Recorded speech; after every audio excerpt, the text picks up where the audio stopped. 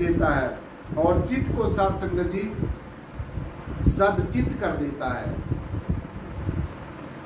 जो सदगुरु के वचनों को मानता है, जो सदगुरु के अमोघ वचनों को मानता है, जो 3 के 3 काल में सत्य रहते हैं, तो उसके जीवन में साध संगत जी निश्चय ही बदलाव आता है। तो इसलिए सदगुरु के जो वचन हैं वो हमेशा जीवित रहते हैं और सुनने वाला जो जीव है, सदगुरु के वचनों को सुनने वाला जो जीव है साध संगत जी, उसको नया जीवन मिलता है और वो भी अमर हो जाता है। क्योंकि जो सदगुरु के अमर आशीष वचन सुनता है वो भी अमर हो जाता है, हमेशा हमेशा के लिए परमेश्वर के साथ एक रूप हो जाता है। तो इसलिए ये बहुत जरूरी है साध संगत जी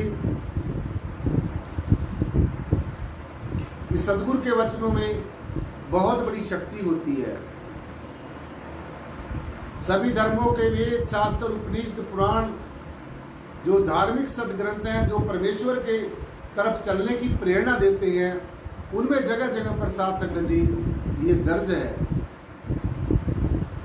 कि जिस पे कृपा सदगुरु की होई उस पे कृपा करे हर कोई। अगर हमारा सदगुरु हमारे ऊपर मेहरबान है, अगर हमारा सदगुरु हमारे ऊपर साध संगत जी मेहरबान है, खुश है, सदगुरु का अगर रहमो कर्म हमारे ऊपर है, तो जितनी भी अखिल ब्रह्मांड के अंदर जितनी भी दिव्य शक्तियां हैं, ब्रह्म है, विष्णु है, शिव है और भी अनेकों दिव्य शक्तियां हैं, वो साध संगत जी ऐसे जिज्ञासु के ऊपर हमेशा मेहरबान रहती हैं। तो इसीलिए ये समझना होगा, ये जानना होगा और ये पहचानना होगा साध संगत जी कि सदगुरु के जो वचन हैं वो एक दर्पण की भांति है। सदगुरु के वचन एक दर्पण की तरह है। जैसे दर्पण में हम अपना मुख देखते हैं, तो जैसे हम होते हैं दर्पण हमें वैसा ही दिखाता है। तो ठीक इसी प्रकार से सदगुरु के जो वचन हैं वो भी एक दर्पण की तरह होते हैं, जिसके अंदर मनुष्य अपना अंतःकरण देखता है। और सदगुरु के वचन साध संगत जी एक अग्नि की तरह होते हैं।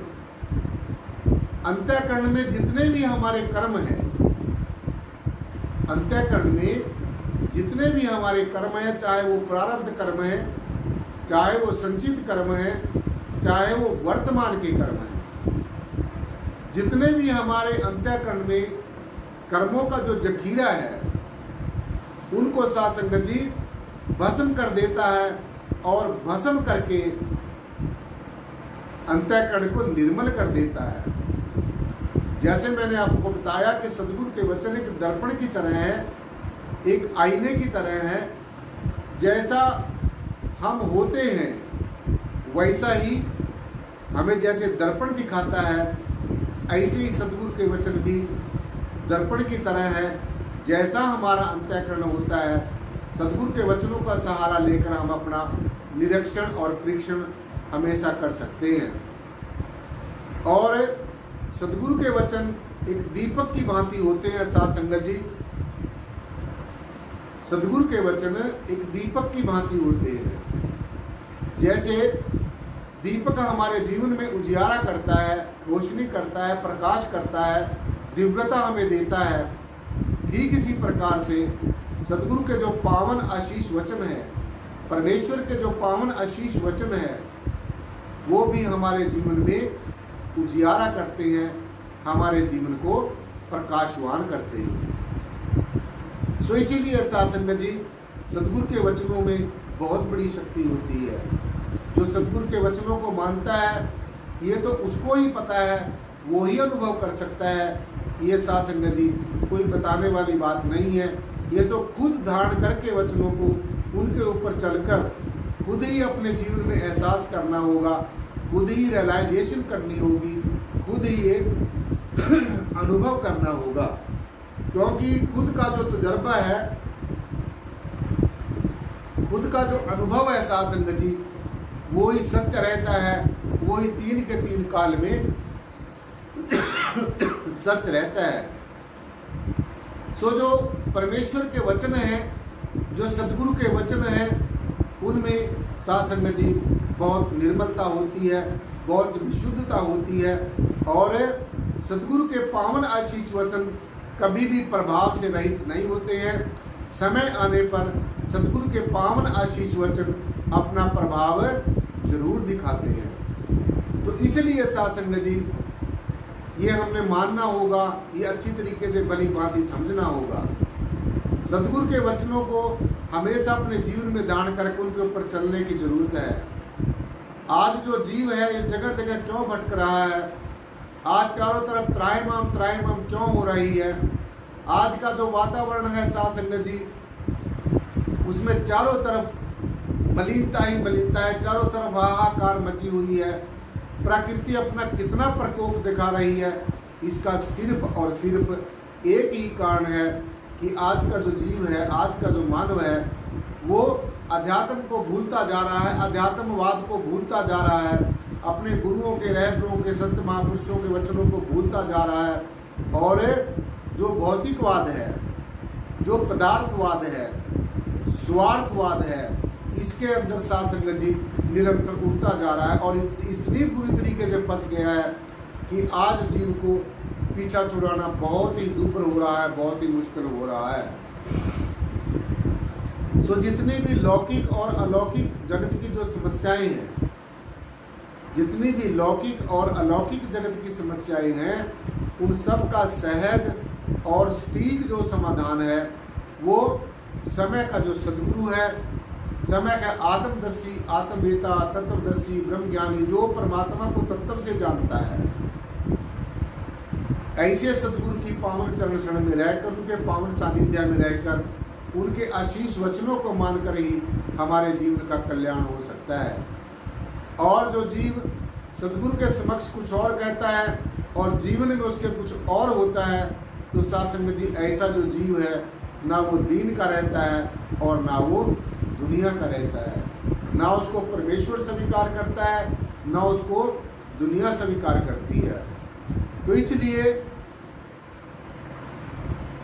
जो सदगुरु के पावन आशीष वचन है साध संगत जी, उनके ऊपर अमल करना बहुत जरूरी है। एक बार गुरु द्रोणाचार्य जी ने अपने 5 पांडवों से एक सवाल किया और उनको कहा कि आज तुमने मेरा एक वचन मानना है। गुरु द्रोणाचार्य जी ने 5 पांडवों को एक उपदेश दिया, एक वचन दिया और उनसे कहा कि तुमने जब तक तुम अगली बार अगले दिन क्लास में आते हो तो आपने सच बोलना है, सच का सहारा लेना है, झूठ का सहारा नहीं लेना।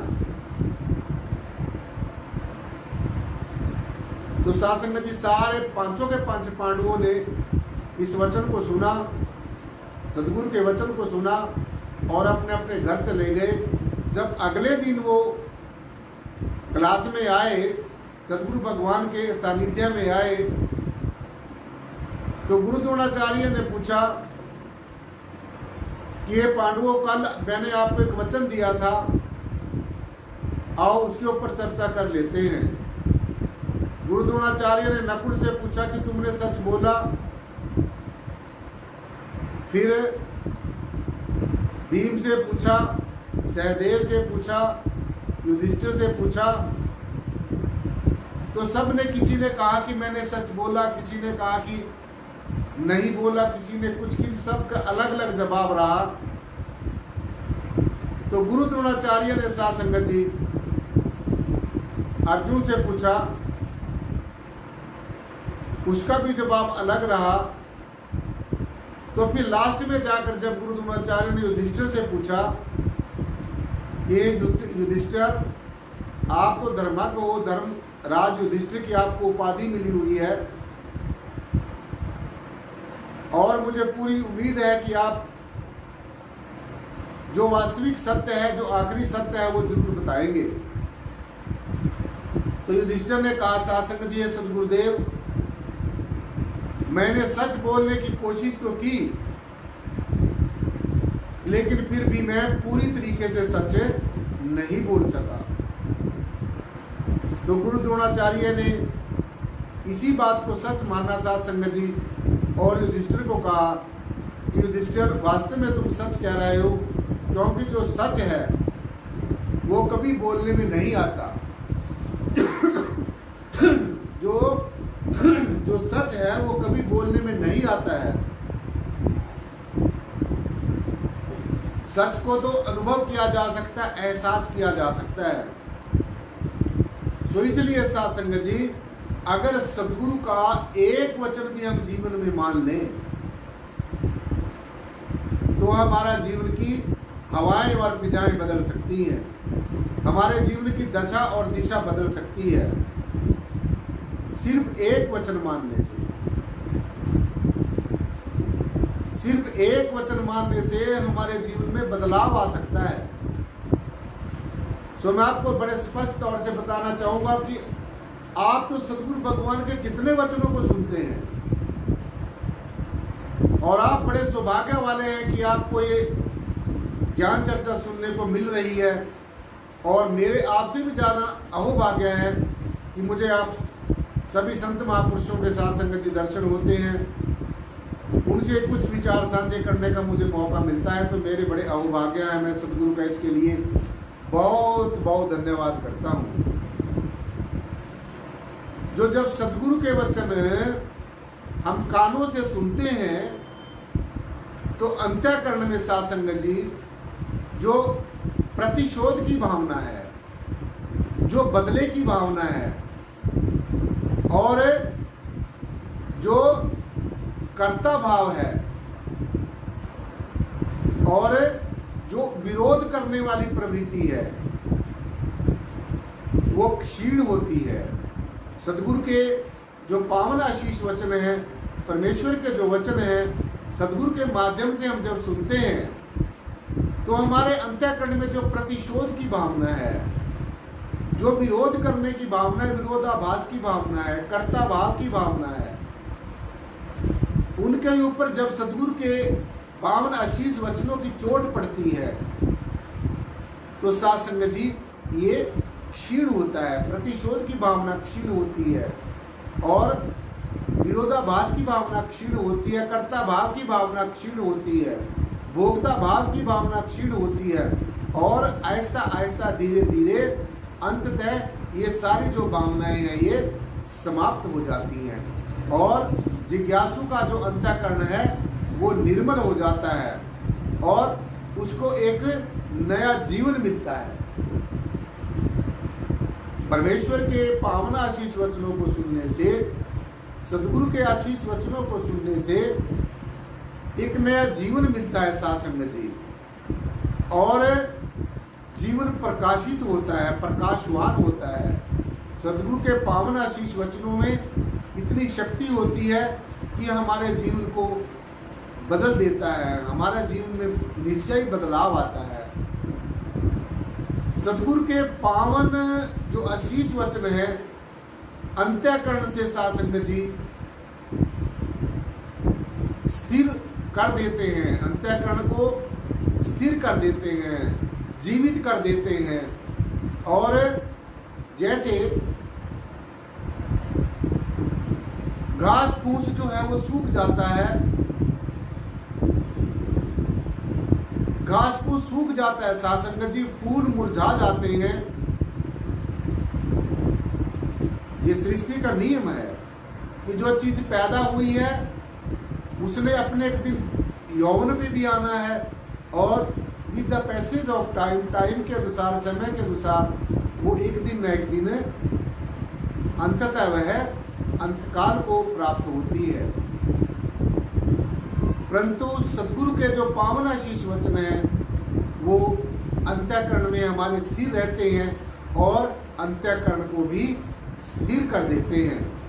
तो इसलिए साध संगत जी युगों युगांतरों से ये अटल नियम है, युगों युगांतरों से ये एक अटल नियम है, सृष्टि का एक सिद्धांत है, अकाट्य सत्य है कि सदगुरु के वचन हमेशा अमोघ रहते हैं, अडिग रहते हैं और अडोल रहते हैं